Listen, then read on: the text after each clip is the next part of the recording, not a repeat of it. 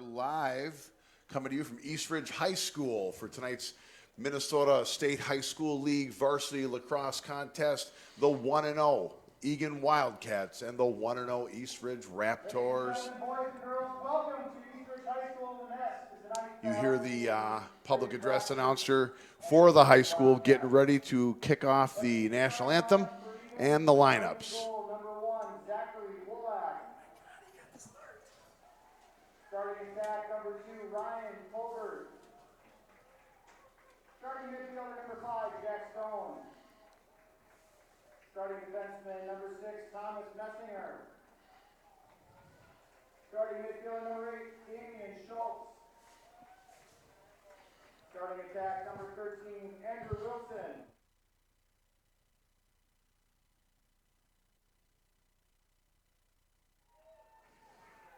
Starting defenseman, number 33, Eli Doley. Starting at defense, number 48, Cody Ryder. Starting defenseman, number 55, Soren Thrall. And now, the starting lineup for your Eastridge Raptors. Starting attack, senior captain, number 8, Isaac Edwards. Starting at attack, number 14, senior Noah Marcus. Starting at attack, sophomore, number 21, Peter Young. Your midfielder, number 7, senior captain, Jack Boulder. Senior number 10, Tex Thornton. And senior LSM number 22, Ethan Hoffel.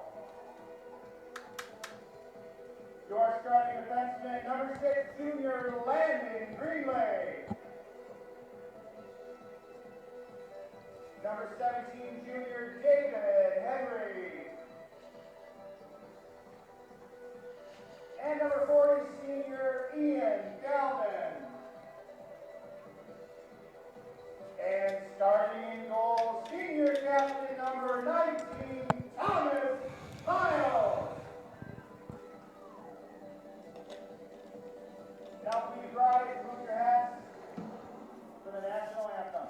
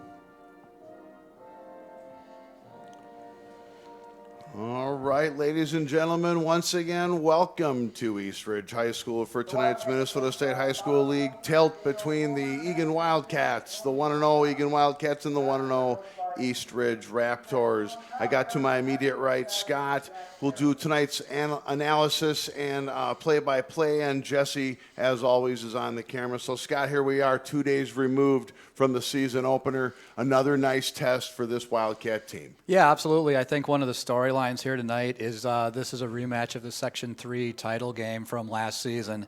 And I would be willing to bet that the Eastridge Raptors are gunning for Eagan tonight, and they're going to come out flying. As we look at one of our keys of the game, some of our keys of the game for Eastridge, they got to manage that momentum. When you come out flying, sometimes you can make some mistakes, and you got to maintain that level of energy out the course of the game, not just the first 6 or 7 minutes. So that's going to be key to watch. On the Wildcat side, can they handle that? Somebody's going to come just throwing the kitchen sink at them. How are they going to handle that? What if they get down a goal or two? Can they manage their way? Can they manage their way through that? Also for Eastridge, guess what? They got to contain Drew Wilson. 7 goals and assist on Tuesday night. They got to figure that out, how they're going to defend him and neutralize that. And they got to have quality possessions. They've got some players who can put balls in the net. We'll talk about that as the game goes on. They just have to maintain and manage those possessions. On the Wildcat side, face-offs and possessions too. We talked about that Tuesday night. I think we're going to be talking about that through the season. Got to win ground balls, and they got to limit Eastridge's top 2 returning scorers, Jack Mahler and Isaac Edwards, from putting a lot of balls in the net. All right, here we go. They're down on the ground, and we're getting ready to get this show on the road.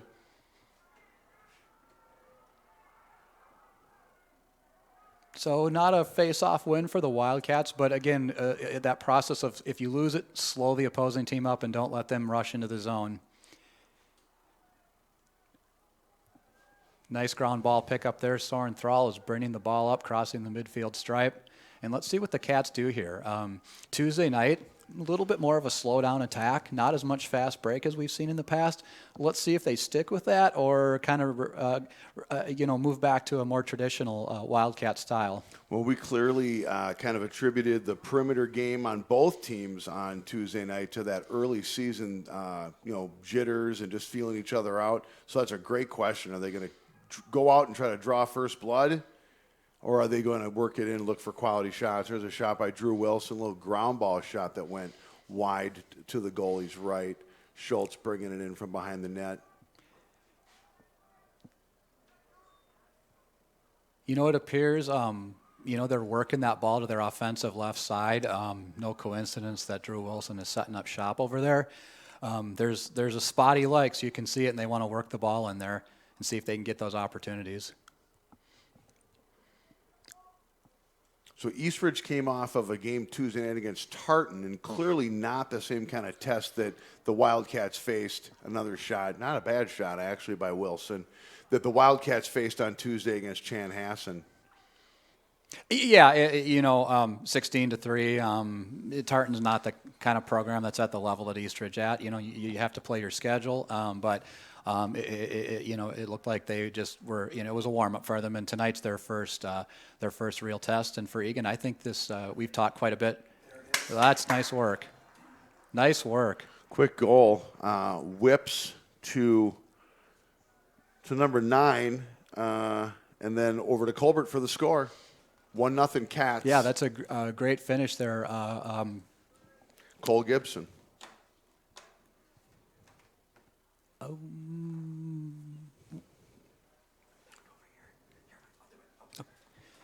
Yeah, so nice little ball movement there, and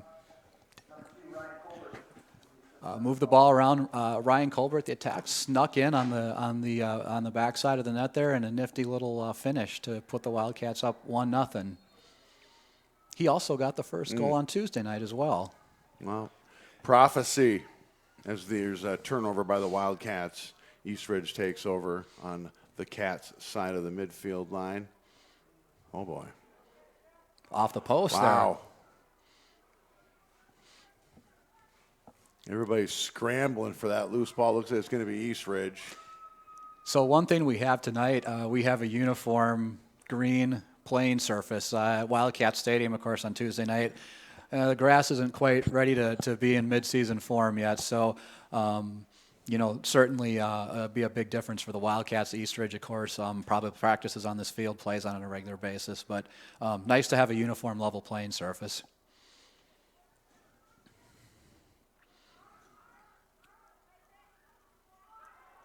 A little forced turnover there, unusual drop by Tom Weisinger. Picked up, let's see how the Wildcats can recover now, and a flag down. Probably a slash coming, I would expect, on the Wildcats.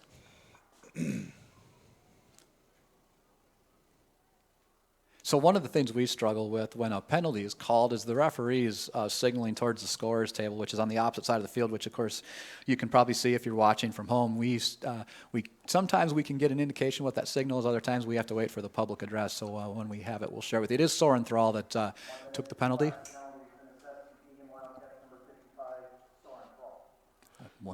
1 minute penalty. 1 minute penalty. I didn't catch what it was for. 9 minutes and 30 seconds remaining as the Cats set up for their first penalty kill of the night.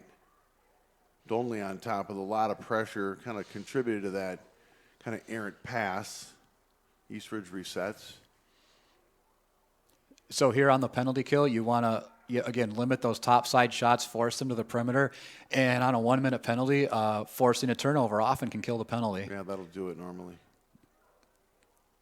Big save. Yep, that's good. That's good look. Yeah, shot. Nice save by Zach Wallach. They're coming right That's back. number at 13, him, Ben Marburger, bringing the ball in play. They're working it around the top there.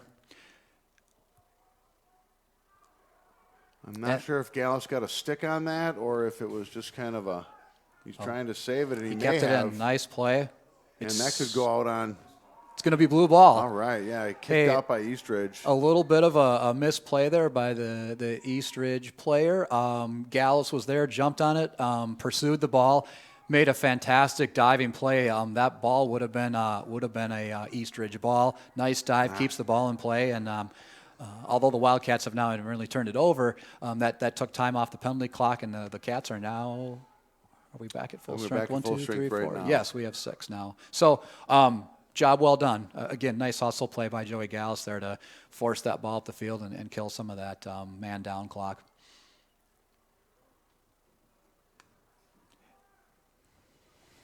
Just over 8 minutes remaining, quarter one, 1-0 Cats.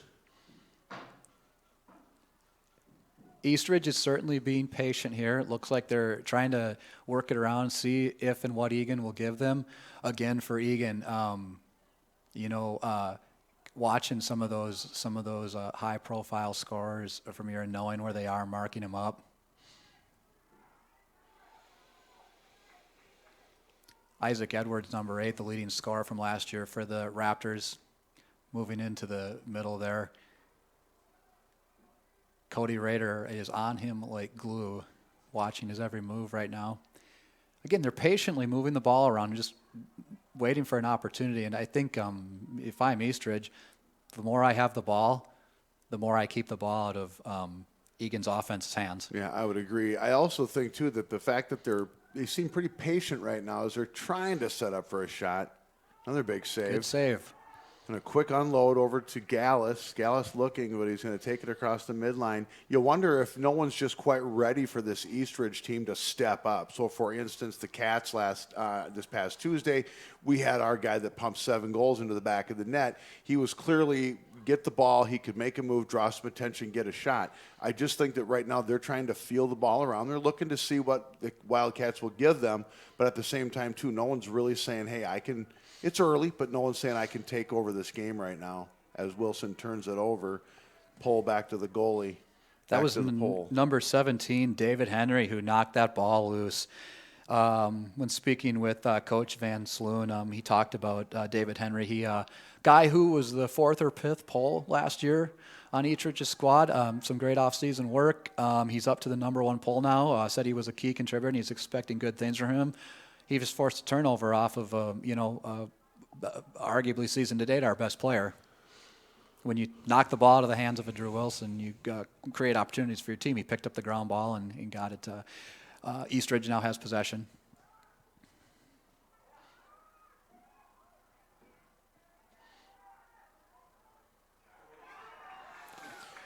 That was Jack Moeller. I think we're going to be calling his name a little bit tonight.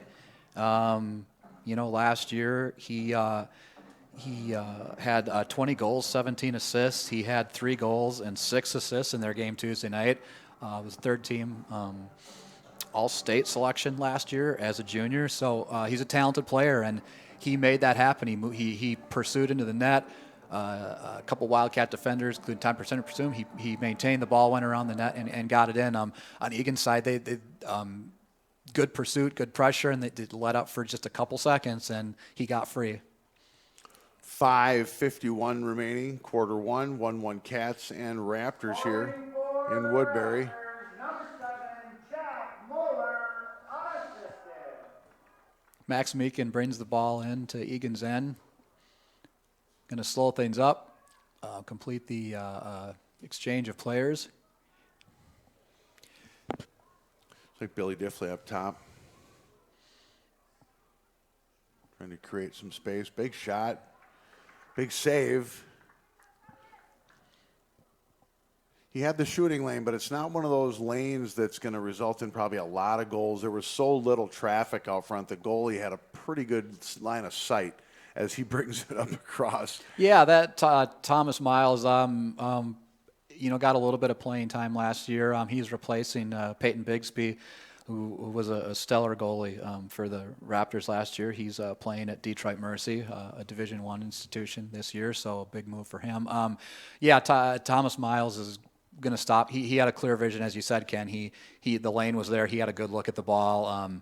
He's going to stop a lot of those. So shots are important. You got to get your shots in, Yep. and that lane was there. It's just maybe that you kind of wish it would have been just a little bit, maybe down towards one of the corners or something along those lines. A little bit of a perimeter game coming back for the Raptors.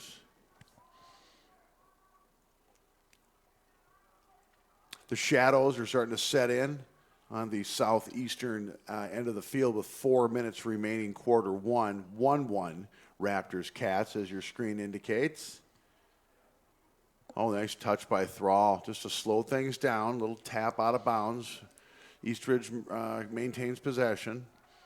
Yeah, Oh, they did not. They did not. Okay, great. Hey, that great. Again, nice little poke there by Thrall, applying the pressure, not letting that Eastridge player roam behind the net. Ooh, a little bit high in the pass. We might have gotten lucky. We did. Drew Wilson came up with it after a couple bounces. Don't be surprised if he doesn't look for a shot here, and he did, but he was getting assaulted as he was. Meakin behind the net. Looks like Colbert behind the net. Out to Meakin, getting it back up and kind of setting up that perimeter.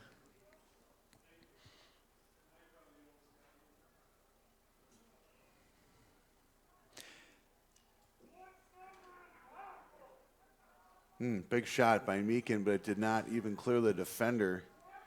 Cats maintain. Good follow through there. Good get that ground ball. Sorensen, and he loses it out of bounds. Yeah, he did. Good effort to try and maintain that, but just unfortunately couldn't get a handle on it. 3 minutes, quarter one remaining. That's an interesting, you look at that group that was out there for the middies, Billy Diffley, Max Meek, and Colby Sorensen. Presents some matchup problems for a defense. Of course, Billy Diffley is 6'4", 5". Who knows what he is? Long arms, long legs, can chew up some turf.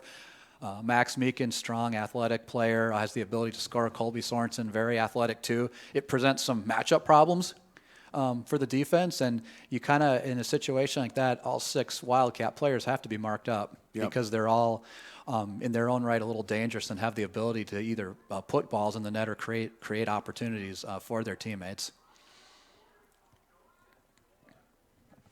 Same group still out there.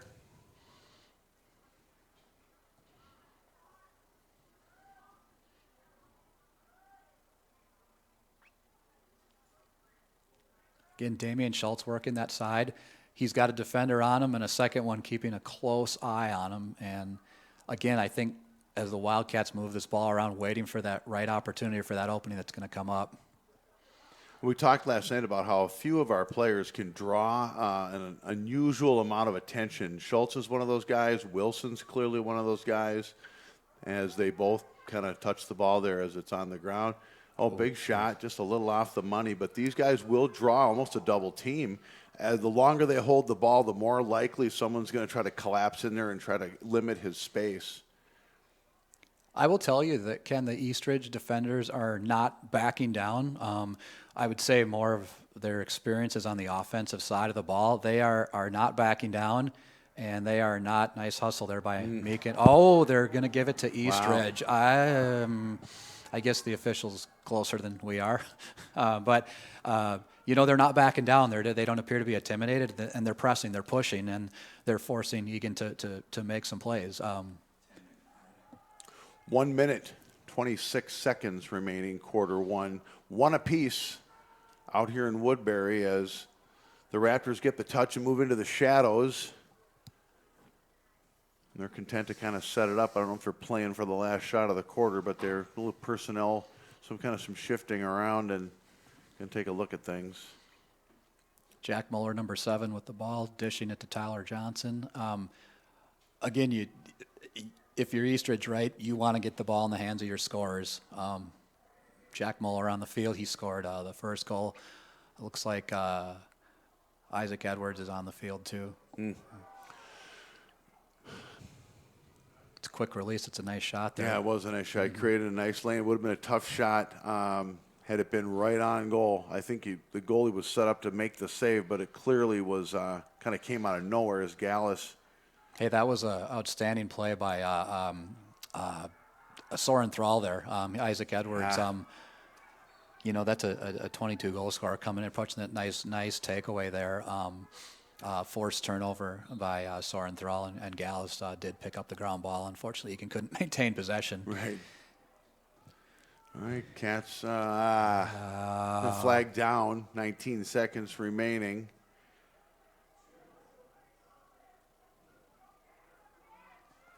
Looks like there was a little shoving or altercation after the Push. It's play. going to be, there you go. Looks like maybe that might have been. I think it was Colbert. I think that was Colbert with the push. Gibson with the stick check to get the whistle. 3 seconds remaining. Number 2.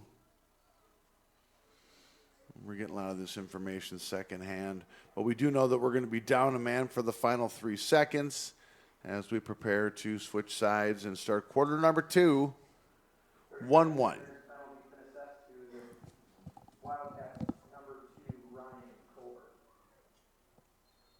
I don't know that they're walkie-talkying the actual infraction up. Quarter 1 in the books, 1-1. So, Scott, 1 quarter into this, where do you think we're at here, the two teams feeling each other out, et cetera? Eastridge has got to be thrilled. I think that they would be perfectly thrilled to keep this as a 6-5 kind of game.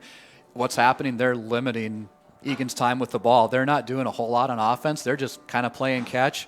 A couple times they've maybe taken an aggressive stance, but they're just happy with the ball, not in their own end, and they're thrilled. If you're Coach Van Sloan and Eastridge, it's 1-1. You're thrilled. This is the kind of game you want to be engaged in. You don't want to be involved in a 16-14 game.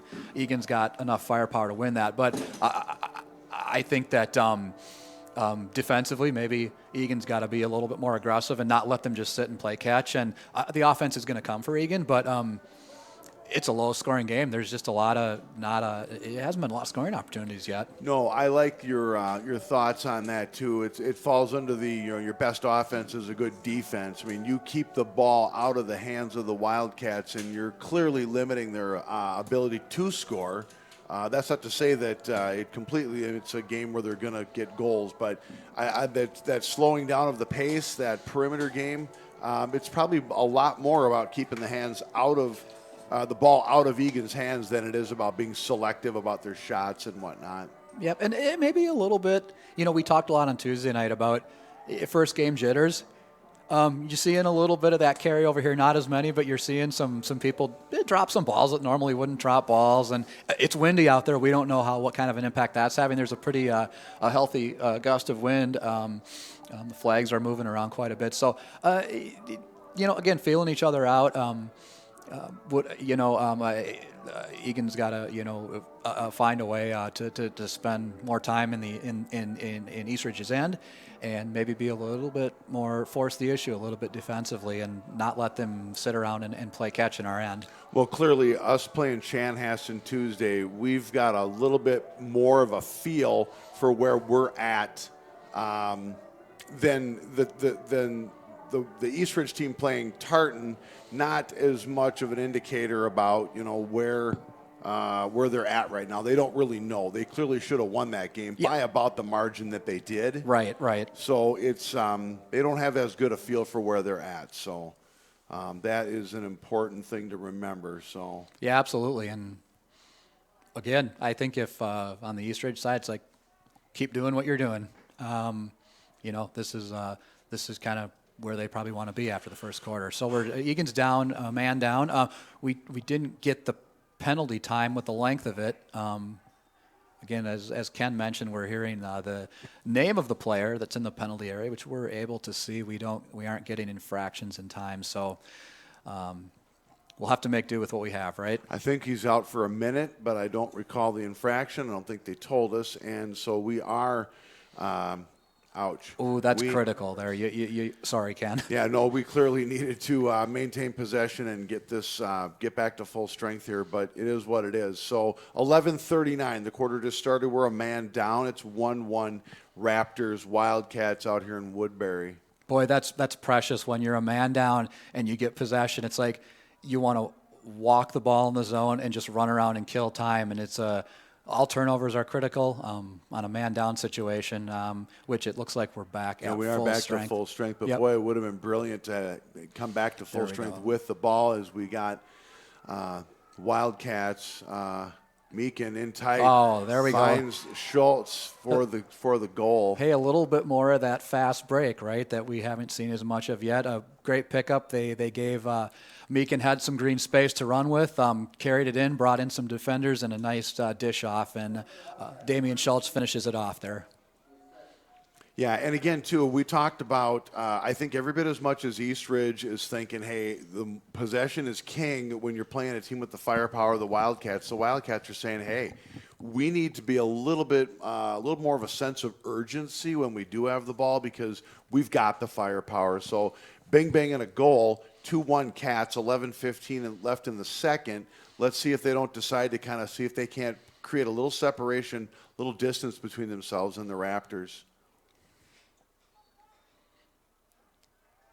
Kind of an uncontested faceoff, but a nice kind of a backside check by Meisinger. Coughed it back up to the faceoff man down to Culvert down low. Looking inside to the pole again, the LSM, Meisinger. Lots of traffic, and the goalie really being harassed, but he's bringing it out, and the Raptors are on the move.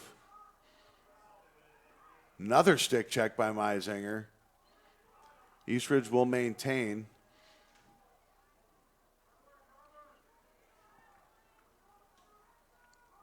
And now they take a little time to reset, think about what they want to do, what personnel they want in the game.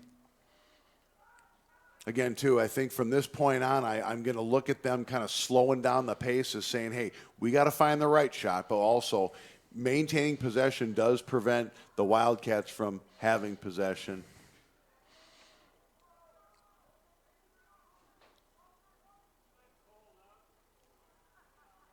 Good defense there. Nice way to nice job, Tom Meisinger. That's on Jack Muller. A lot of LSM play tonight. It seems like there's been an LSM out there a lot. Mm-hmm. Well, our LSMs offer a dimension of speed, and we talked about that a little bit Tuesday night. Yeah. And, both Tommy Meisinger and Joe Gallus, you know, they offer that speed. In particular, and Tom, the lateral foot speed, right, can cover a Jack Muller, right? Oh, nice little tap. Dolney kind of playing catch with himself, lost his stick. Couldn't quite get a handle on it there. Meisinger and Merwin. Got a 2-on-1 situation here.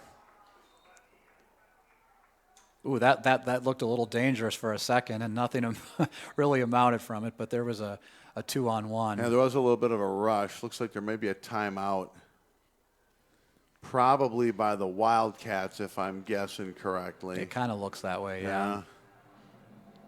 2-1. Wildcats over the Raptors. Just over 9 minutes remaining in the half. I think from about this point on, I see the two teams trying to figure out what their definition of themselves is going to be for the balance of this half. You know, I think you can sit back and look for the great shot. You can play possession lacrosse, but the bottom line is that the Raptors have to put the ball in the back of the net, so they're going to have to step up and take shots. I think the Wildcats have already discussed it and said, hey, let's try to do some bang, bang, bang. It worked out really well for us on Tuesday against a very good Chanhassen team. Felter takes a timeout to maybe clean a few things up. We'll see what happens. We got 9.5 left in the half. Yeah, what I'm seeing here is if Eagan can get a couple, 3, 4 more goals and put some distance between themselves and Eastridge, it's going to be a challenge for Eastridge to maybe play catch-up, and it's imperative that they keep the game tight and close, and it appears evident that that's what they're trying to do. Egan's got to take advantage, say, hey, if we get a 3, 4, 5 goal lead, we might be able to run away with this thing. No, that's a really good point, in addition to the fact that if we do create some space on the scoreboard, we could continue to build on that. But at the same time, if it were to stay close, I think Eagan has to understand that they they can score, in real rapid fire capacity, and that also is good to know about yourself in the event that you go down a goal or two. At what point do you say, hey, it's starting to look a little futile here? I don't know that it's going to get futile anytime in the foreseeable future. The Cats, though, right now would be well advised to try to create some separation, like you said earlier. Yep. Eastridge would love it to be a one-goal game at the half. Oh, absolutely. And if you can stretch this out a little bit, more power to the Cats. I think defensively, Ken, the Wildcats are playing pretty well on their own end. There's guys, Moeller, Edwards, right? These guys can score. You've held them to a goal through 14 and a half minutes. Zach Wallach made a few nice saves. We're doing everything right. Just got to, again, keep forcing those turnovers.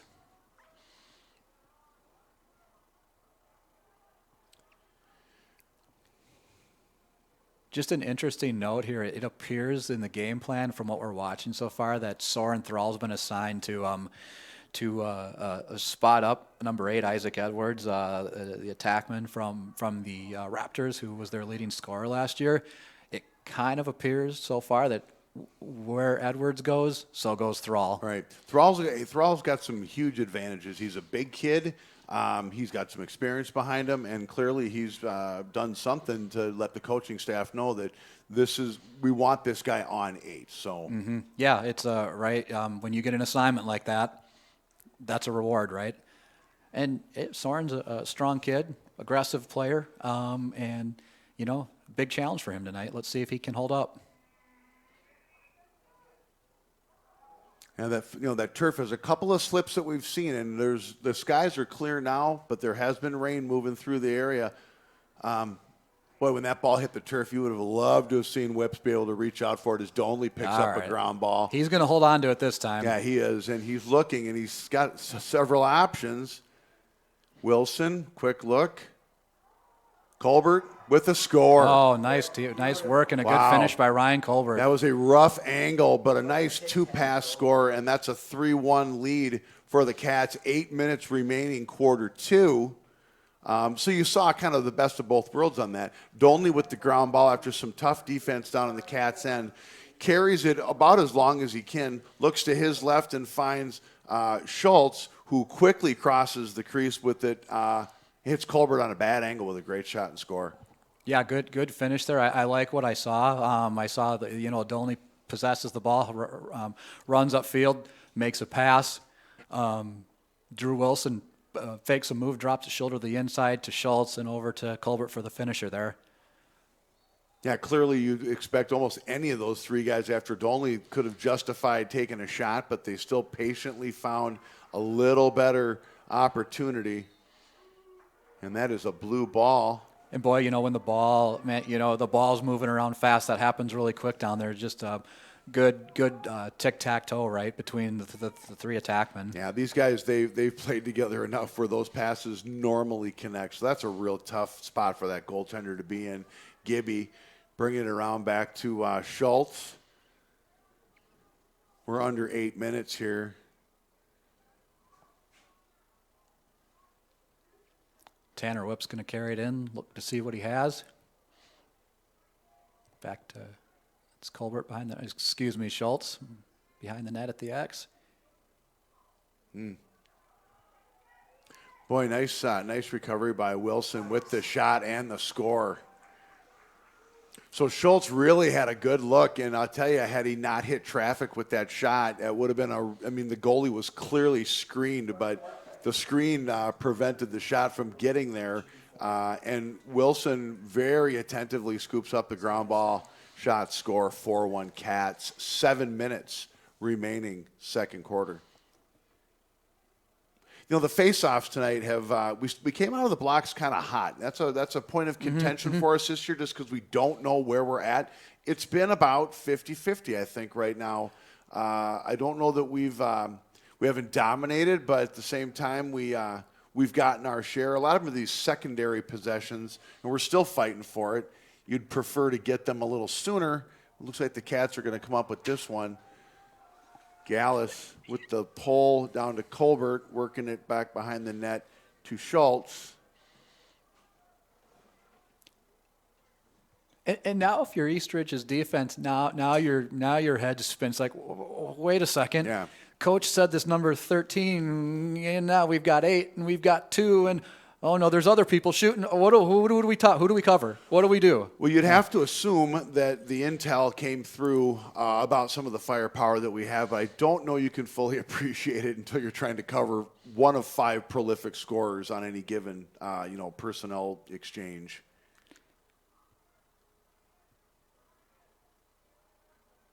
Oh, that one just missed. I actually saw that coming, but it just missed. Another tough shot to defend.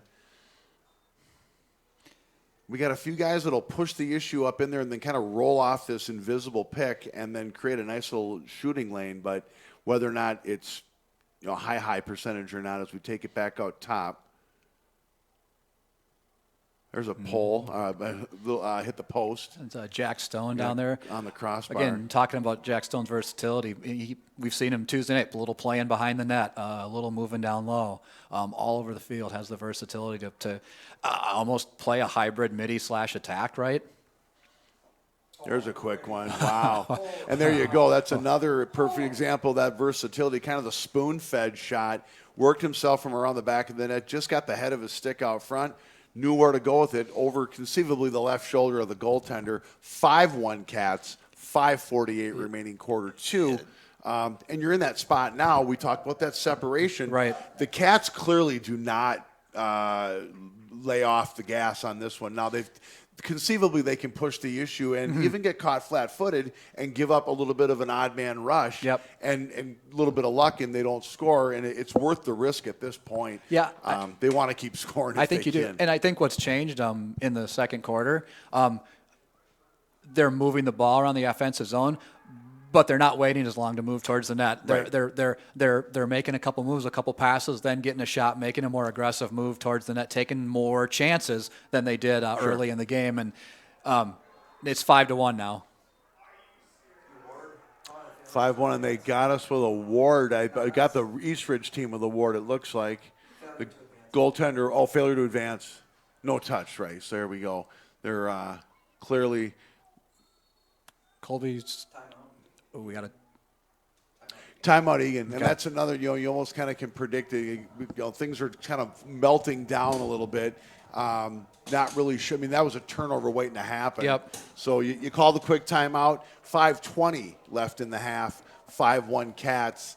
And, so what you're saying to your point earlier, they're not getting any less ball movement out of some of these goals, but they're getting more aggressive with their passes. They're getting closer to the net, and the shot percentages are just going up and up. Where before they were more content to take 20 seconds off the clock on the perimeter before they even decided to get something towards the crease. Well, and I wonder, if Felter and the coaching staff said, okay, be aggressive, go get it. You saw a couple aggressive moves down there, and to your point, Ken, you saw some of these goals, these most recent goals, came from pretty close in, right? Colbert's was close in off the post. Stone's was close in off the post. Drew Wilson was probably about 7-8 yards away, right? So moving that point of attack in close and forcing the goalkeeper and the defense to make a play.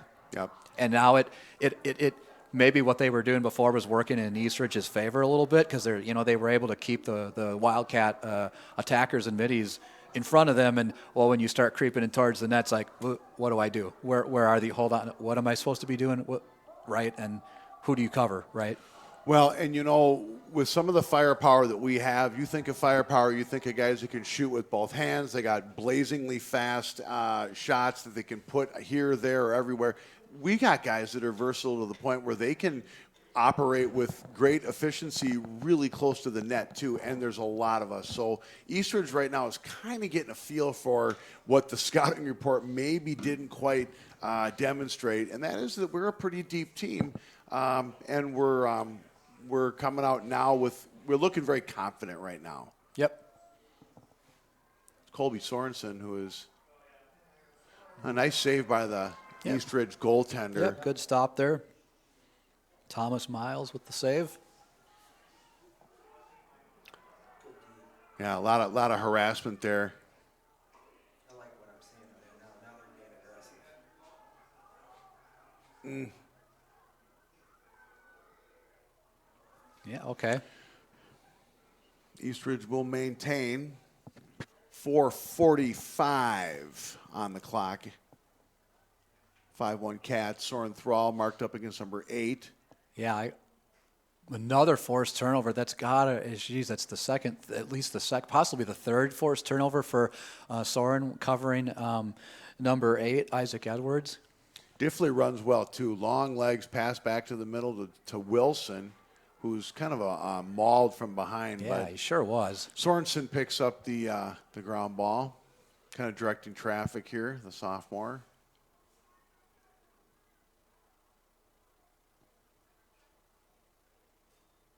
And we talked earlier about Wilson liking to work on his left, and that way he came in on the right. It didn't look quite as apparent that ball was going in the net. We see him score we're one game into this, but he did score 7, and many of them from that left side. Yeah, absolutely. Nice interception there.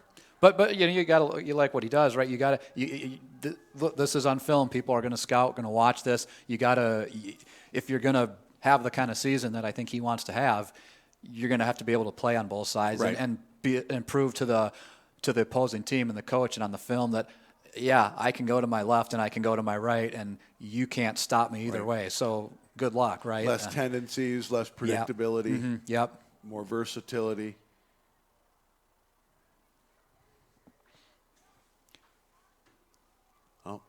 Okay, another kind of an unforced error there. Eastridge did recover. Gallus on the coverage up top.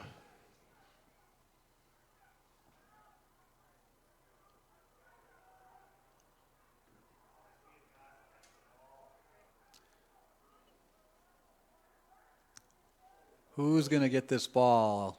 Going to stay with Eastridge maybe? Yeah. Yep, a little bit of harassment with possession. Eastridge maintains. 3 minutes even. Remaining quarter 2, first half, 5-1 Cats.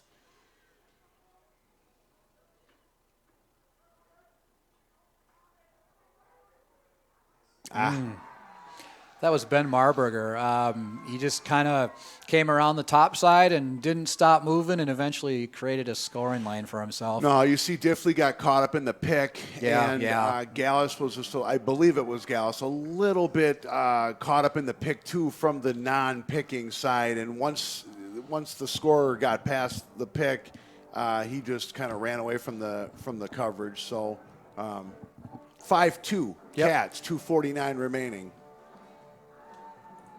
And hey, maybe in these timeouts, Eastridge's coach is saying, guys, you can't just play catch. Somebody's got to make a play, right? Ben Marburger made a play. He stepped up and made a play. Jack Stone with the possession after the face-off. Hey, I want to go back, Ken, to a point you made a few minutes ago about the faceoffs. It feels like they're tilting in our favor right now. Yeah, I would agree. They're not necessarily clean wins, but we have possession. We have the ball, right? Well, and, I think that the cleaner face-off wins will come. Right now, the important part is an unforced error on the part of the Wildcats. 2 minutes, 17 seconds left first half. It does show some tenacity and some persistence, and when you're getting those secondary face-off wins, someone's fighting to get to that ball. And I guess we talked about it Tuesday night. Possession is possession.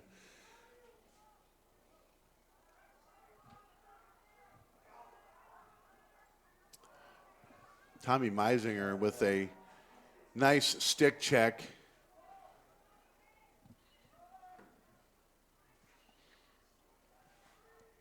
Tanner Whips with a rip there. All right, so we got, now this is where things get interesting. Yeah, this is Jack Muller running up the field, a nice distributed pass there. But again, the Noah Marcus, the attackman for the Raptors, can't hang on to it. Yeah, big save there. That was a huge save. Yeah, Eastridge is pushing the issue now. And that's Jack Muller. Well, yeah, they're where they were laying back and taking their time, not anymore. Well, and it was one of them situations where, of all people, Eastridge number 7, with a shooting lane that just wouldn't close, and it almost like it happened in slow motion. I don't think the Wildcats are going to panic. There is a flag down. Somewhat conceivably difficult to predict what the penalty is. We'll hear something from the PA guy, but we are going to be a man down. I can't see who it is over there. Someone is sitting that one out see for that. someone, I believe, but I'm not sure who we've got on the sideline at the moment.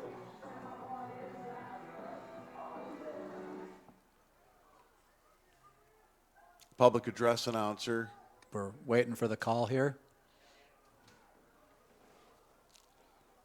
Is that number 9? Scoring for the Raptors, his second goal of the game, number 7, Jack Moeller, with the assist to Tyler Johnson. That's Moeller from Johnson.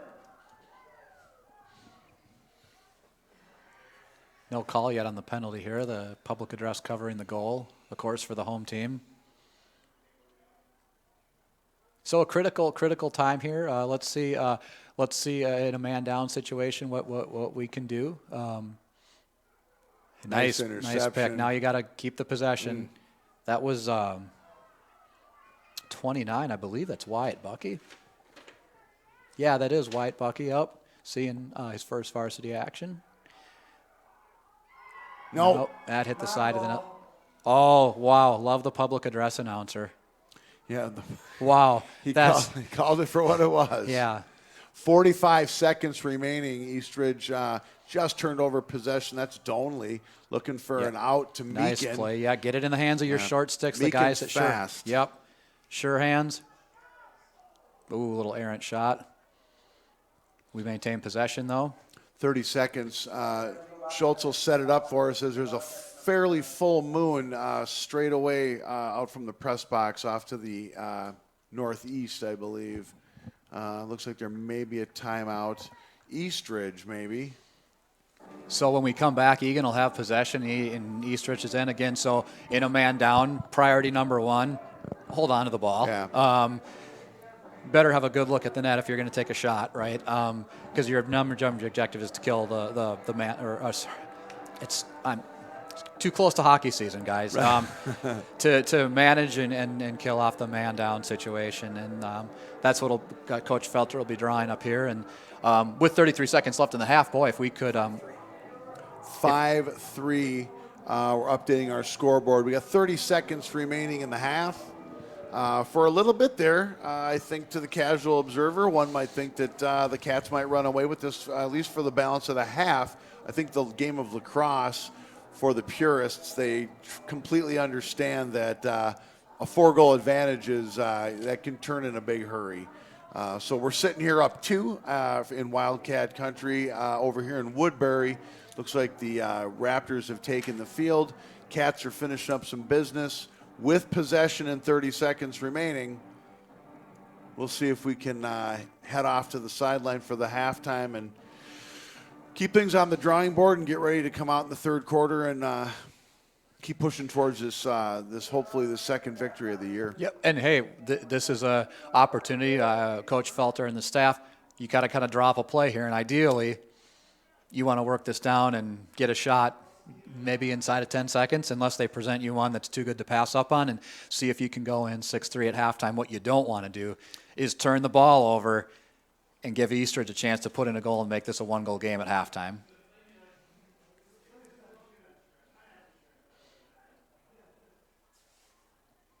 Yeah, it looks like either we're playing it safe or we're waiting for that clock to get under 10 seconds and something. I think we're probably hoping to get down. There was no help up top for Colbert, who kind of ran out of places to go. But, yeah, they are not. That's not what we wanted to have happen. No, we're back to full strength, I believe. But, yeah, we would rather not let them set up for the last shot of the half. Yeah, 9 seconds. That's plenty of time. Well, that's an unforced error with 3 seconds remaining. That'll do it. Not sure what they were trying to accomplish, but we'll take it. And we go to halftime. Okay. So far, 5-3 Wildcats in Woodbury at Eastridge Stadium. The Raptors hosting us tonight. So, Scott, not necessarily a tale of two quarters, but the Cats did show some life in quarter number 2. They did. In the first half of the second quarter, they started moving, being a little bit more aggressive towards the goal, pushing the ball up the field. Were able to get some quick goals. And then it felt like things tilted a little bit as we got into the back half of the second quarter. Eastridge countered with 2 goals. So, you know what? 5-3. Eastridge isn't feeling too bad. Probably would like to be a little closer. A low-scoring game, like we've talked about. They want that. They want a low-scoring game, and they've got that right now. They're going to have to see if they can keep Eagan off the board in the second half. And for Eagan, I think, again, like we said earlier, in the defensive zone, you're doing things right. They've only got 3 goals. It's how to keep converting that good play and moving it up for opportunities in the offensive end. I think that, like you had mentioned, this 5-3 score is well within the margin of error for their saying we got to keep it low, we got to keep it close. Yep. So with that, 9 minutes and 18 seconds left until we get quarter 3 underway. It's 5-3 Wildcats, and we'll be back at you when you hear us. Thank you.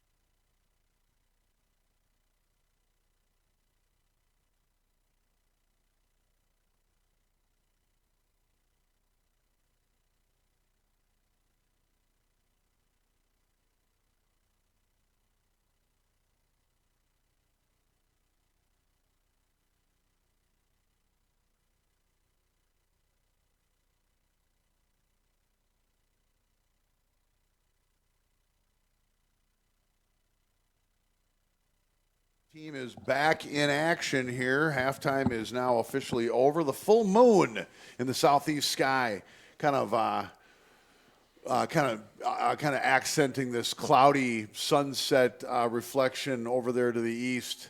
No more passing showers or sprinkles, and we are ready to rock and roll here. It's a 5-3 Wildcat advantage after two.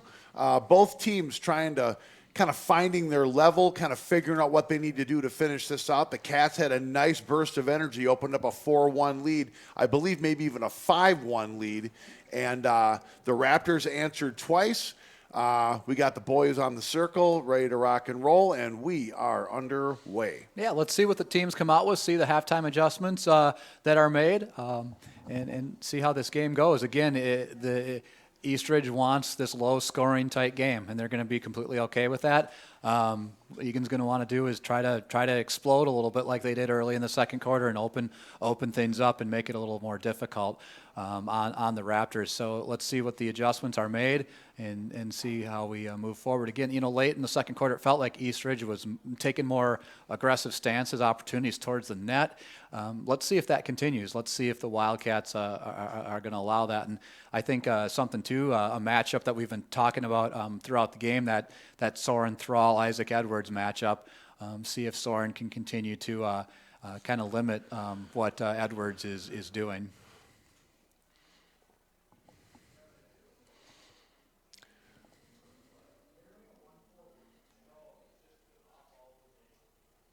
Eastridge with a kind of a lengthy possession here in this opening minute or so of the second half.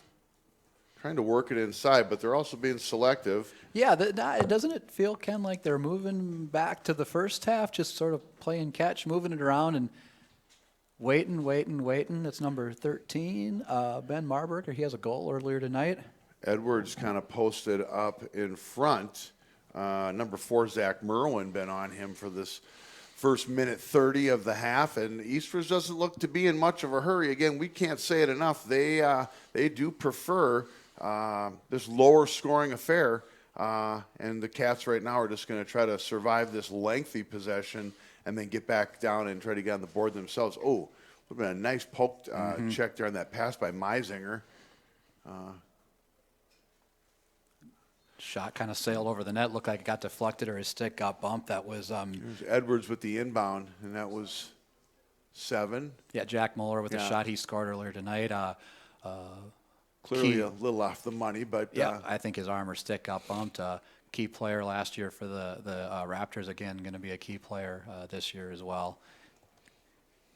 So this possession is now over 2 minutes, and we've seen a shot. Nice pick up there, and we got a flag. And a shot and a goal. That was Ethan Hoffel on the goal. Let's see what the flag is about. Have to believe it's on the Wildcats, I would think. Let's see, though.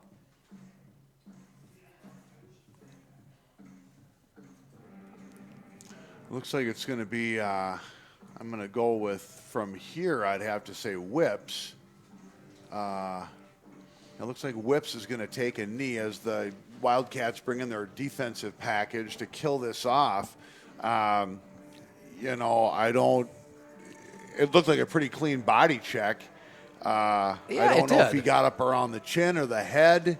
That flag clearly, I think, should have stayed in the ref's pocket. But that's lacrosse, I guess. I mean, in the absence of knowing what the call was. Right, which we again, we're not getting all those. So it was similar to an earlier goal by Eastridge. The play was developing on the left side. The play, Ethan Hoffel brought it around the net and just took advantage of an open space. Oh, excuse me, Ben Marburger. I had the wrong individual there. But that's his second goal of the night, I believe. So we got a 1-goal game here. Again, a low-scoring affair and a tight affair. So kind of playing into the Raptors' game plan on a couple of fronts. 9 minutes remaining. Hit to the head. So that body check clearly. Oh, nice crossbar intervention.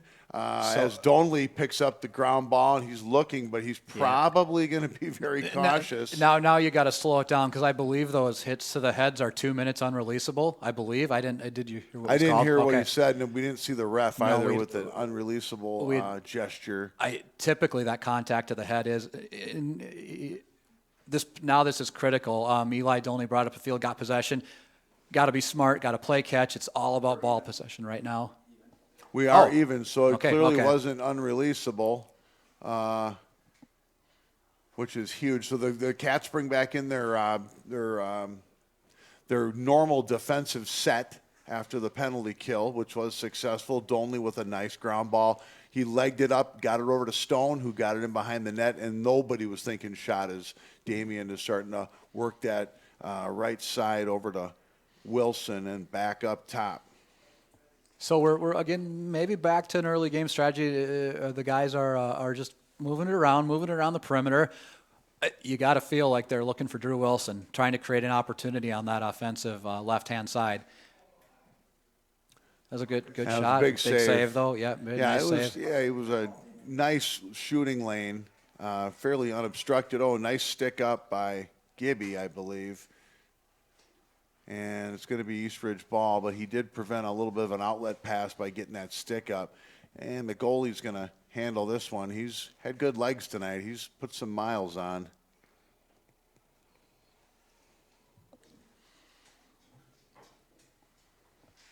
So this guy.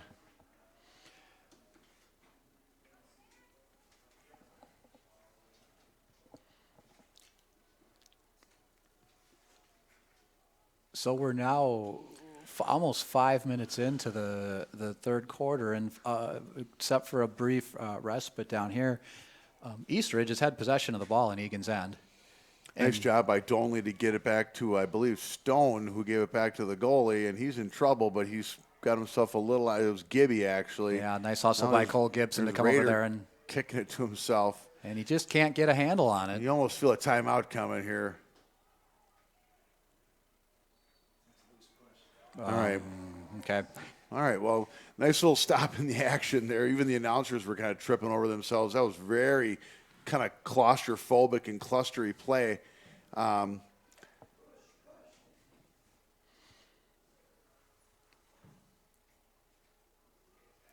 You know, this certainly isn't what Eagan wants.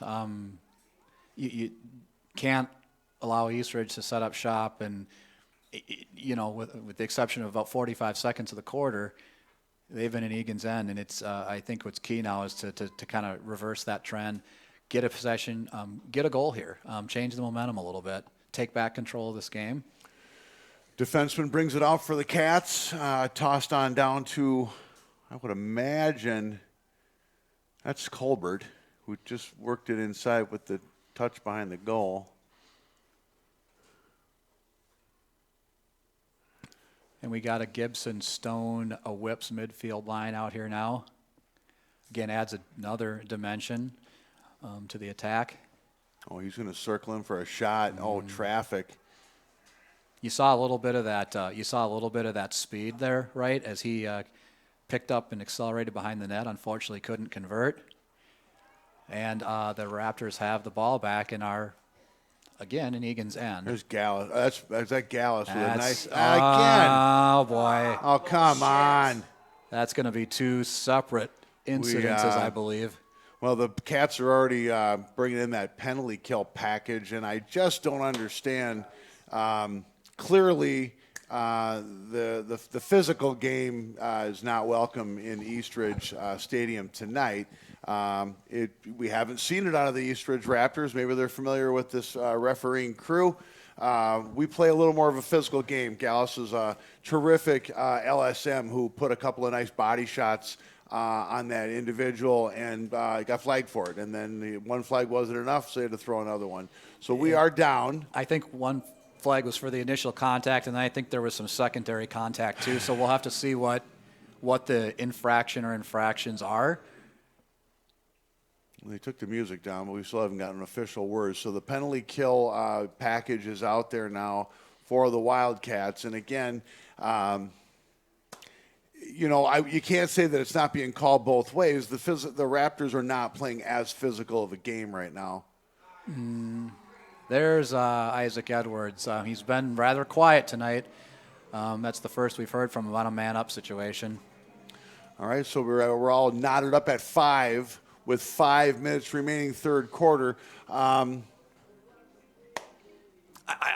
think at this point, the message to the team is, all right, we got to make something happen now, right? And it's a tie game. There's 17 minutes to play, a lot of time, but it feels like this quarter has been all Eastridge. Well, and again, too, I mean, I think if there's another message that needs to go out, I mean, we don't, you know, the refs, the flags are barely hanging in their pockets, so you probably can't pound away on someone without getting flagged. So let's not do them any favors by going a man down on them as the kids are in the circle there trying to.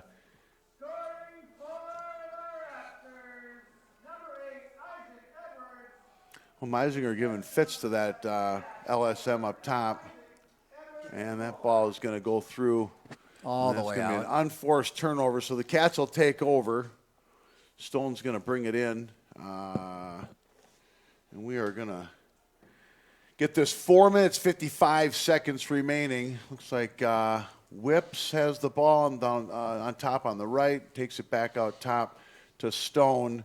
And the Cats are going to probably slow it down. They've seen plenty of good shots. It's a matter of seeing another one. Oh, nice save. I don't know if he intended to make that save. Probably got like a shin or a foot or something on that ball. As Whips is looking, he's got a lane now. All right, Cats will maintain possession. 5-5. As much as you want to make things happen, you gotta be smart about it, right? Get good shots. So let's see what we got here. And see, there's a lot of. It does seem like the Cats have done a great job of forcing the issue, and at the same time, we haven't had a lot of errant shots. That was a big concern of ours, I think, at different heading into the season. Can we be selective with those shots? Because everybody wants to score, but we've done a nice job tonight. Okay. Cats will maintain. But there's a couple of examples of where we got to be patient. Schultz working him from behind the net, takes it back out top. Looks like it's Wilson. Okay. That was a really nice shot, actually. I was kind of surprised it didn't go in. He picked the right spot. It was a little bit wide. So this is an interesting setup here. We have 4 attackmen in the game. Ben Willery's entered the game. Maybe Coach Felter's way of saying, all right, boys, we need some offense. Again, Ben Willery, a skilled player, crafty scorer. Maybe it's how we're going to make something happen, put 4 guys on that are accustomed to scoring goals. So let's see if this works a little bit in our favor. So Jack Stone, Tanner Whips are out there as middies, and again, for attackmen by position, but again, we oftentimes talk about our attackmen being able to play a kind of a hybrid attack midi position. We talked a little bit about Jack Stone doing that earlier in the game, and you're kind of seeing some of that here. Where Drew goes, 2 guys go. Yeah, it seems like that's been he has drawn some attention. He did it in the Chanhassen game. It's happening again tonight. Ball's on the ground. Who's going to come up with it is the question. Willery and Schultz All battling. right, there's a push. There's a Cats will maintain 2 minutes, 33 seconds. Third quarter as Stone's trying to create some space for himself as he dumps it back out top to Wilson, over to Whips.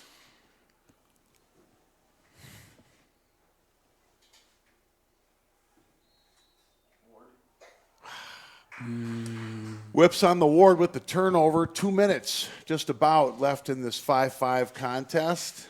Eastridge with possession. Going to work it out. We got guys hovering. So it looked like defensively what Eastridge was doing is when Eagan approached the interior of the offensive zone, they collapsed 2 guys on the attacking player and just physically shut that person down. And a goal by the Raptors. Yeah, it's almost like we were spread so out that there was a lot of lanes for him to come through. I know the defenseman for the Wildcats just missed a body check, which could have resulted in a penalty, but I think you could see his head kind of look to the ground as he had him sized up, and he slid over to that guy who got loose in the middle, but he clearly tried to throw a body hit, and he just barely shaved off.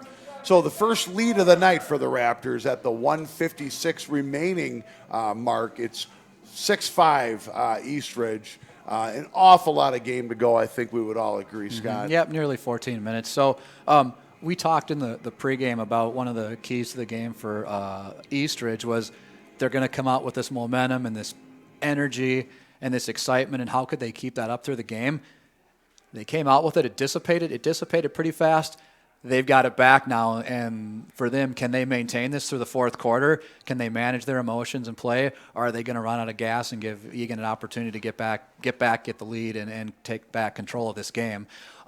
Eastridge is playing with more energy right now than Eagan. That's all there is to it. No, clearly. You can see it in some of the body language, and Yep. what's not helping matters is that you've got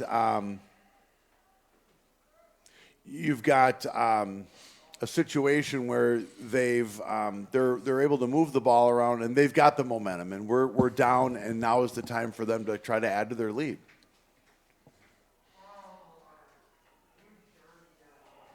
Good. Nice, nifty move there by Jack Muller to get a shooting opportunity. Look at that quick reset. Yeah, that was super quick. Hey, if the officials allow it, you got to right. It's There's a push right there, so That. there you go. I think that's the makeup call right there. I'm not so sure we quite had our stick extended, but that was the makeup call, although the guy that made the makeup call should have called the push. Donley bringing it up across. And he's very patient. Hey, he drops it to himself, picks it back up. Nifty little move. Eli's a strong player. He's built solidly. He's going to be able to fend off some of that pushing and that physicality. Well, they got their low-scoring affair as we head into the last 30 seconds of quarter number 3, 6-5 Raptors. Stone with the ball, looking. You just can't quite find the net there. No, Cats will maintain. So what it looks like, we've got a couple guys high, maybe trying to create some one-on-one opportunities. That was Jack Stone that just took that. Schultz approaching the goal. Looking.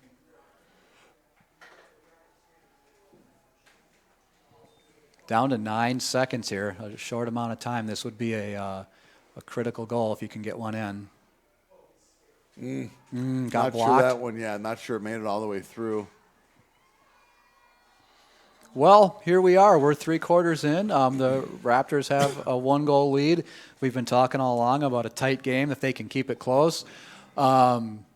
They're up by a goal now. They really have to be thrilled with their position. They've kept this close. They've kept it low. If this thing ends up, a 7-8, 9-8 kind of a thing, that's right up their alley.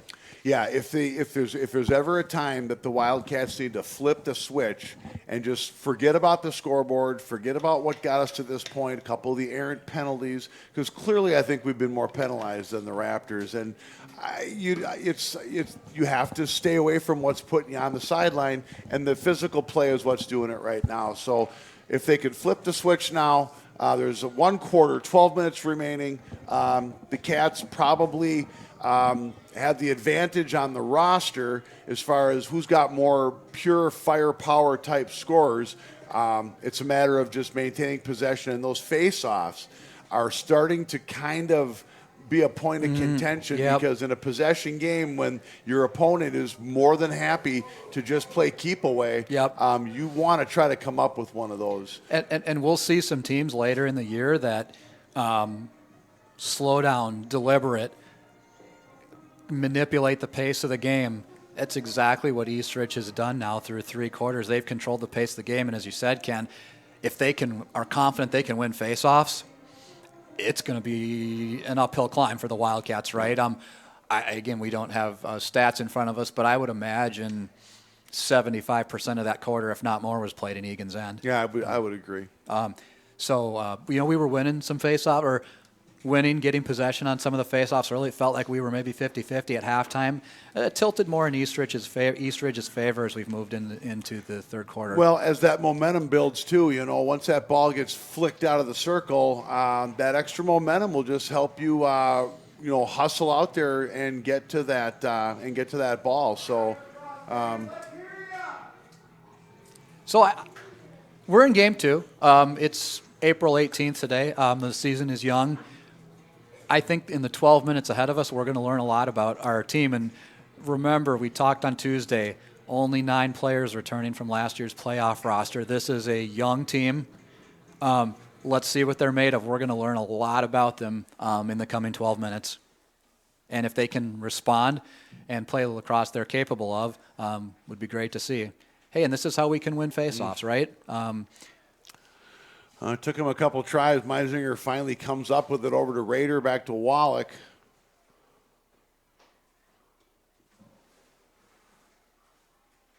All right, a little bit of luck there, and we've maintained possession, but boy, oh boy. Okay, settle down, boys.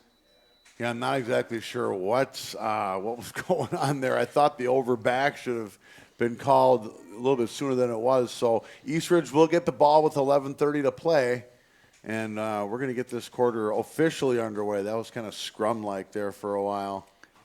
Yeah, and Patrick Ryman did what we needed to do in the face-off. The ball got loose. Our LSM, Tommy Meisner, came in and picked it up, and I think that's one of the ways in which we can, get possessions off the face-off this year. We didn't capitalize on it, though, right? We didn't capitalize on the possession. There was just some, a little bit of sloppy passing, right? Good stop there. Mm-hmm.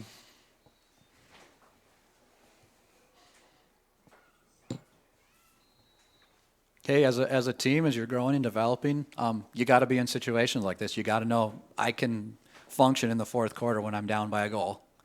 I can maintain composure. We can do the things we need to do and play our game. And big quarter for Eagan. Yeah, clearly. And again, like you said, it's a nice test as Donley's trying to mark up, got the stick on the ground. Oh, could have been another ground ball for Eli. Yeah, it's maybe a little nerves. The turf conditions are clearly favorable to these ground balls, but they understand that these ground balls are huge, and that can kind of make the head of your stick feel a lot smaller than it probably is. Meisinger had a nice stick up, thought he knocked it down.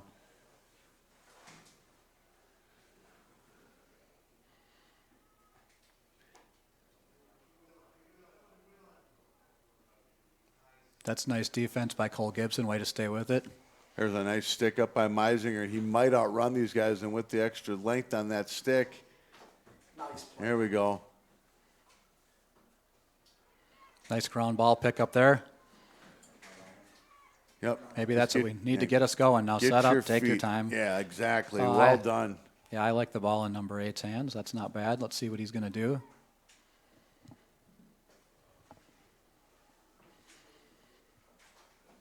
Let's see if we can convert here.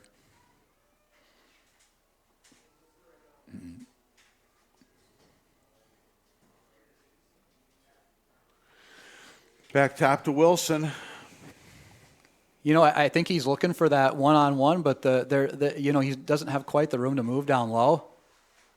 Oh, and a big save there by the goalie.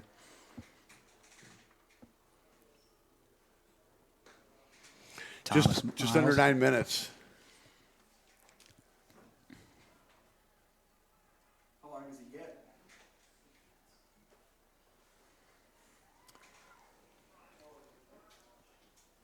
Well, as the clock keeps moving, Eagan has not scored since the middle of the second quarter. No, I'm kind of surprised that they didn't get he just got it, and it seemed like a lot of time had run off the clock. But, yeah, it's been a while since the Wildcats have found the back of the net with that ball. Was it about the 5 or 6 minute mark, then give or take a minute there in the second quarter? We've gotten our fair share of shots, too. I just don't know that a lot of them are those blisteringly kind of surprising ones. Mm-hmm.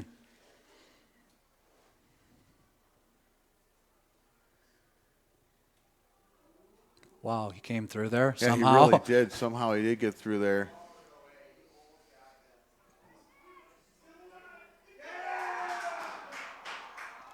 Well, I don't know what transpired down there. There was a bit of a scrum, and that was Isaac Edwards that came up with it and put the Raptors up by 2. Kind of felt like things were under control. Ball squirted loose. We can't quite see the crease line down there. Yeah, it is tough to see because you clearly thought that there was a crease violation. Well, yeah, it from up here anyways, it looked like Zach Wallach had the ball in his control inside the crease, and Isaac Edwards' feet weren't in there, but he was in there with his stick. And again, it's hard to see with the reflection of the light, and we're quite a ways away. But it's 7-5, right? Now there's 7:58 left. Now there's kind of a greater sense of urgency. At least for possession. So when that ball hits the ground like that, the Cats have to have it. Another big ground ball Ground pickup ball by by Ryan Colbert. Colbert. Yep, that's. Gosh, another big stop. He's kind of got a brick wall thing going on right now, and it's not that we're making nice shots.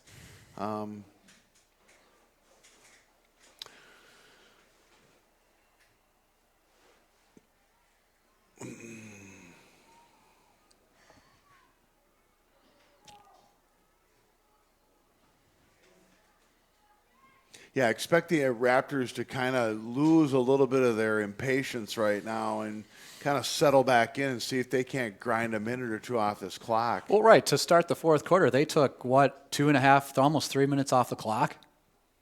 Now they've got a 2-goal lead. Why? I don't see at this point why they're just going to play catch. You know, their coaching staff, their players, like, hey, we controlled the third quarter by doing this. Let's run the clock out here. Yeah, and it's conceivable that it could be done, and we're getting shots, but we need possession at this point.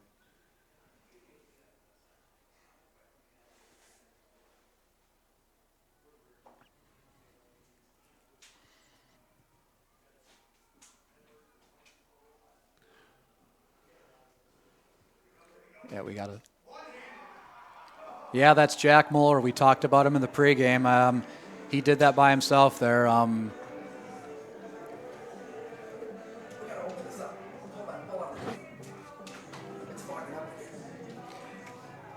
Again, just a nice lacrosse play, kind of worked his way in. It's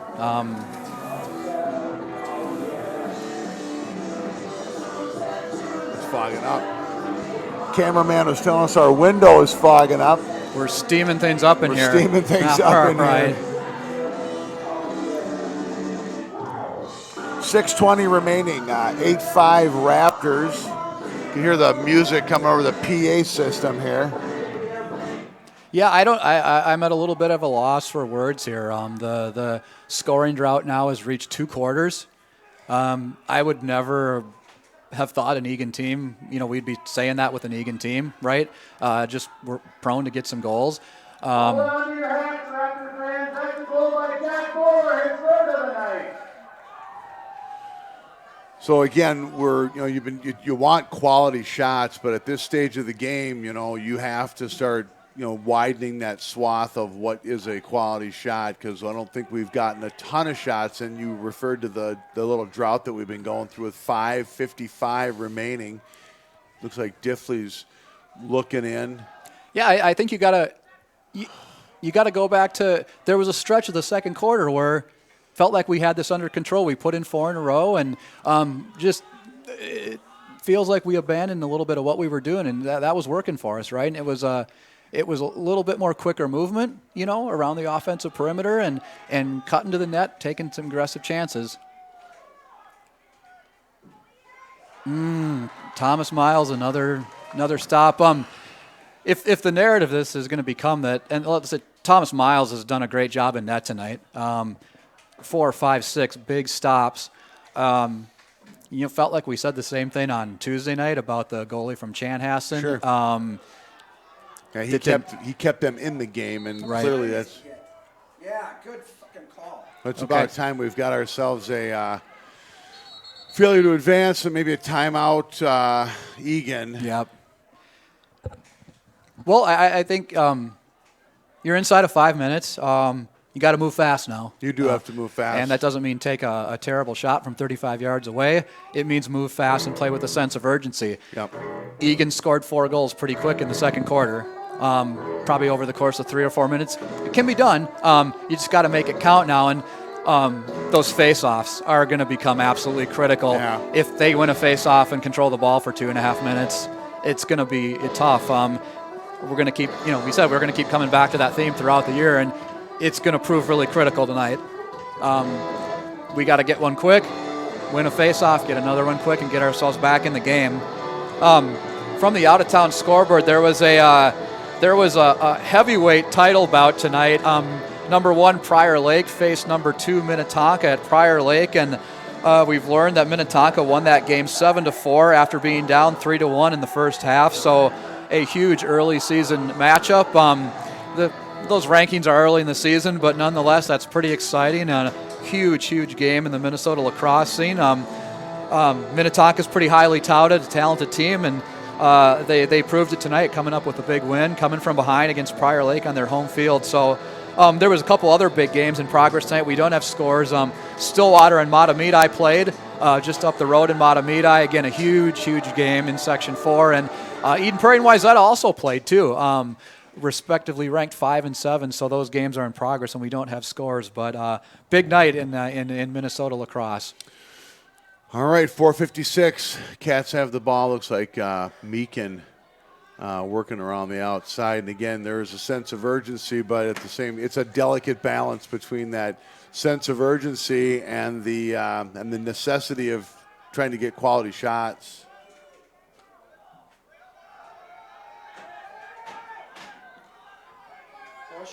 There's a push, yep. All right, Cats maintain.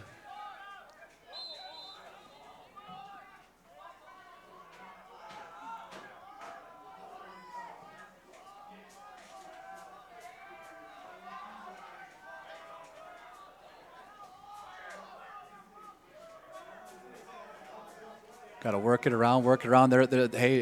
Eastridge is playing some tight defense in there. They're really mucking things up. Look at the middle of the field. Oh boy. Another big save too. If the result holds, Thomas Miles is the player of the game. Yeah, for clearly. Eastridge. You know what? Jack Holcomb's had a couple 3 goals, played a decent game, but he's not the reason it's 8-5. Why he's not the reason his team has 3 goal lead. It's the play of Thomas Miles in net.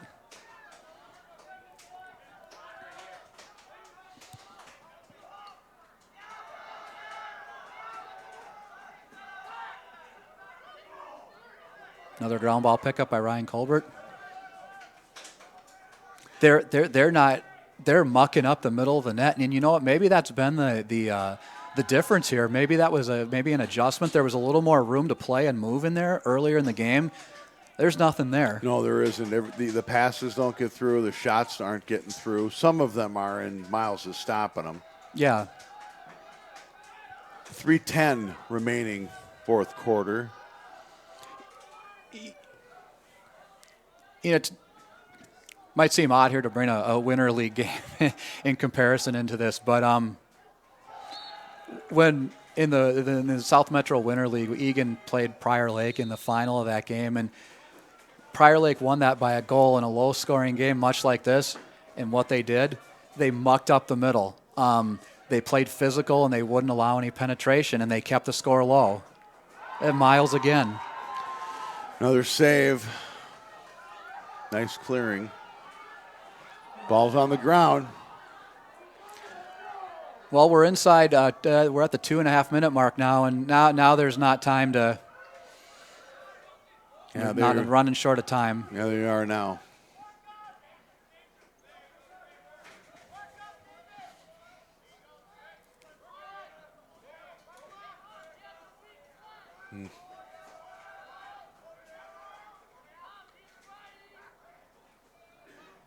A lot of communication down there from the Eastridge defense. You can hear it all the way up here in the booth. Another save.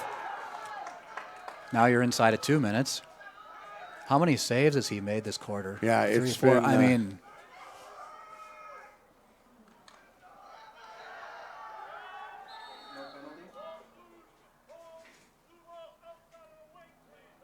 okay.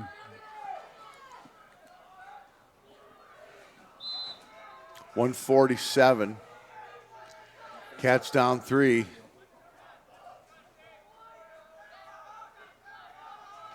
Yeah, they're clearly just collapsing in that center of that field. Yeah, they're not giving us any room to work at all. Oof. Not a bad shot by Stone. 128. There we one. go. Damian Schultz. All right, on a- 8-6 with 123 remaining. We got a new report to the face-off circle. Wow, so we went 29 minutes between goals. Long time. Scored 7 unanswered. Yeah, 7 unanswered goals as Jesse, the camera guy, is pointing out to us here. It was 5-1 at one point. Maybe that's the kind of play we got to make there, right? We had the ball below. Ryan Colbert hit Damian Schultz in the middle, and that's the way to penetrate the middle of the field, right? Well, now you have to be aggressive. You have to be aggressive and force turnovers and get after them. What Soren Thrall's doing here. Timeout. Yeah. Eastridge, I believe. They were 1:10 remaining, down 2, 8-6. Goals can be scored fast in this sport. We'll have to see what the plan here is. First of all, Eastridge has been pretty successful all night at kind of controlling possession in their end.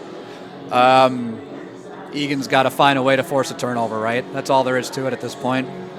Yeah, they can't allow them to set up on the perimeter. I mean, it's 4 passes, and they'll effectively kill off the rest of the game.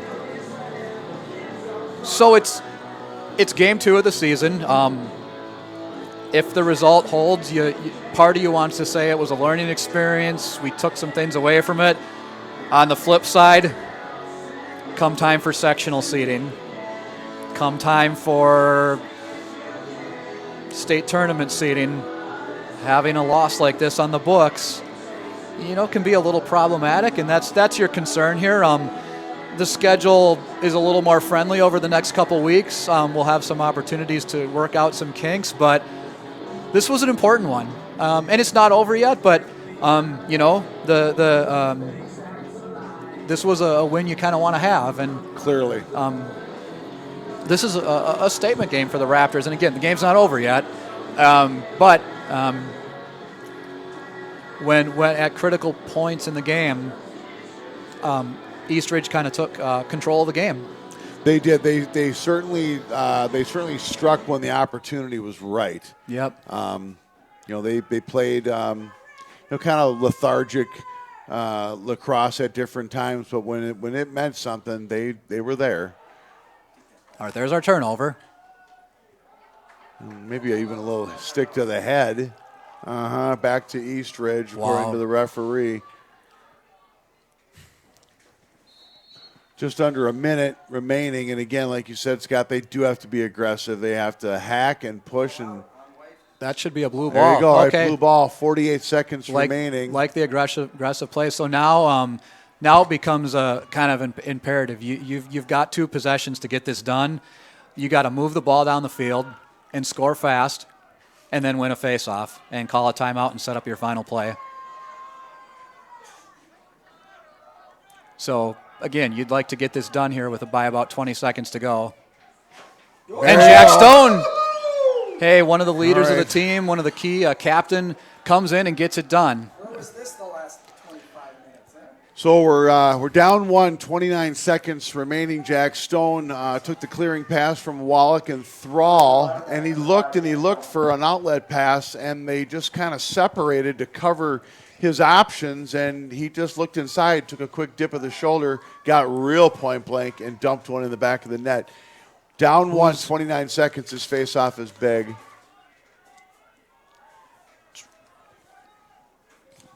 That Robbie Otto taking the face I'm off? not seeing the number, but I believe so. I thought it was 21. I think it is. This is big.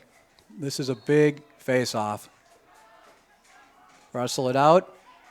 There's a scrum. Possession. We got any Now timeouts the left? question is, do you call a timeout? There's Yeah, your there we go. timeout. Okay. All right, 18 seconds. All right, well. Oh, we can. We clearly, this is pretty much exactly what we kind of had hoped for given the immediate circumstances.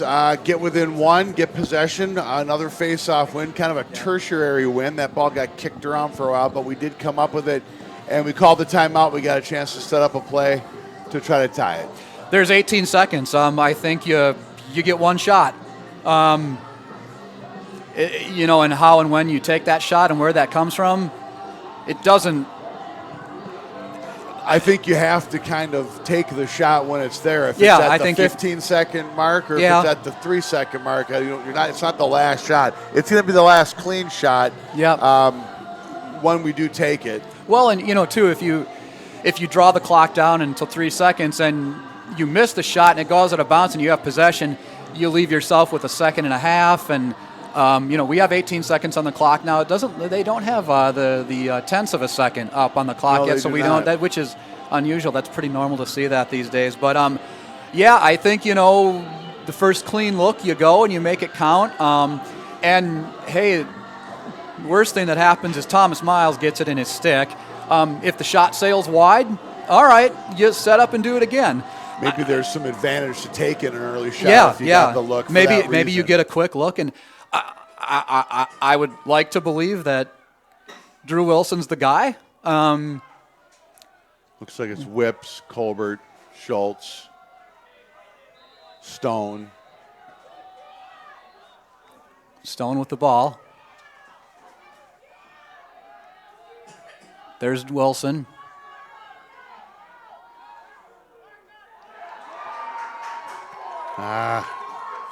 That's not what you wanted.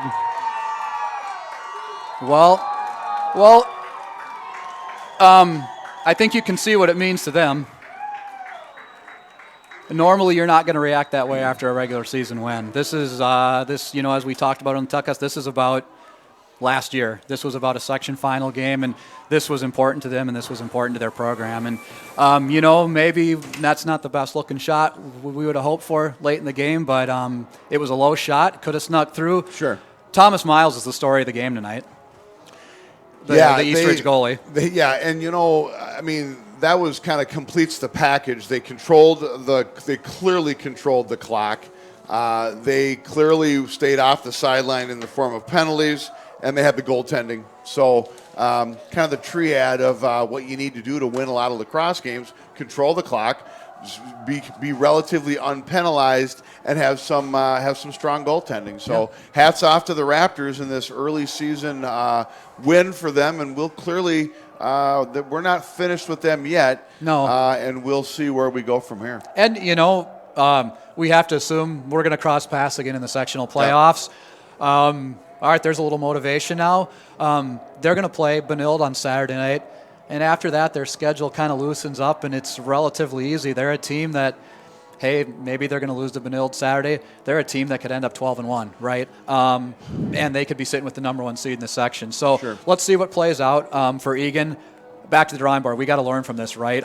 That team shut us down for over 2 quarters. Yeah, and we couldn't get goals. We couldn't score.